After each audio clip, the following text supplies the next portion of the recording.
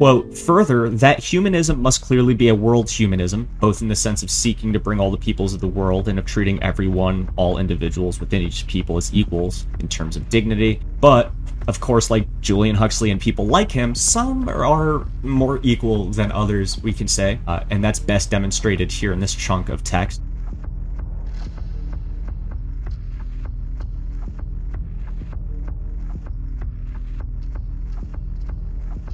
Quote, there are instances of biological inequality which are so gross that they cannot be reconciled at all with the principle of equal opportunity. Thus, low-grade mental defectives cannot be offered equality of educational opportunity, nor are the insane equal with the sane before the law or in respect of most freedoms. Well, you can't even... It's straight up fucking diabolical, right? Low-grade mental defectives cannot be offered equality. Biological inequality which are so gross that they cannot be reconciled at all with the principle of equal opportunity. And who's to say who's insane and who's not? Just like who's desirable and who's not. What's desirable and what's not. Nor are the insane equal with the sane before the law or in respect of most freedoms. So for instance, would we be insane for not getting vaccinated against clearly a mortal danger around every corner for the past few years? We would be insane, right? A lot of people call us insane because of it. Would that be all it takes in Huxley's world to make sure that we don't get a spot in this beautiful new world of his? Is that what's going on here? Let's continue. Anyway, he says, however, the full implications of the fact of human inequality have not often been drawn and certainly need to be brought out here, as they are very relevant to UNESCO's task. In other words, he's saying, we don't talk about that cool eugenics shit enough, dude. Like, we should really take that into consideration. And not only that, we're going to, like, kind of make it like a main task of UNESCO. So he straight up says that it's got a eugenics basis.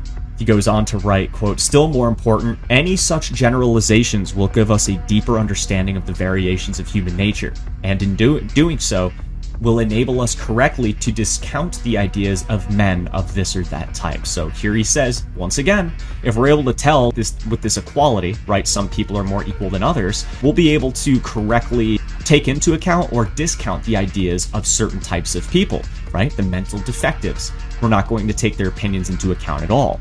We live in a world right now where everyone has a right to their opinion, right? But that's fading fast because, as Huxley says, he's building a world that we're just going to rule out some people and any ideas that they have. We need to put the fucking globe on a control grid, otherwise we're not going to make it, right? We got to avoid war, we got to avoid plague, we got to avoid climate change. We're not going to make it if we don't do this, basically.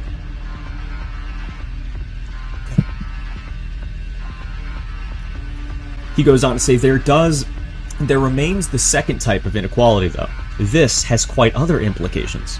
For whereas variety is in itself desirable, the existence of weaklings, fools, and moral deficients cannot but be bad.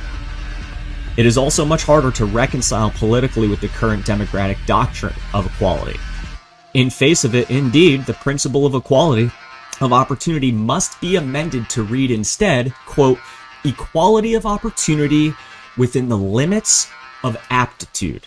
You are only as equal to everybody else dependent on your aptitude. And again, he doesn't list how you measure that. You might not have like a strong enough aptitude for whatever the criteria is, the threshold to continue living in this world, right? You might be considered a weakling, a fool, a moral deficient. While there may be some dispute over certain qualities, there can be none over a number of the most important, such as a healthy constitution, a high innate general intelligence. He goes on to write, at the moment, it is probable that the indirect effect of civilization is dysgenic instead of eugenic, and in any case it seems likely that the dead weight of genetic stupidity, physical weakness, mental instability, and disease proneness, which already exist in the human species, will prove too great a burden for real progress to be achieved.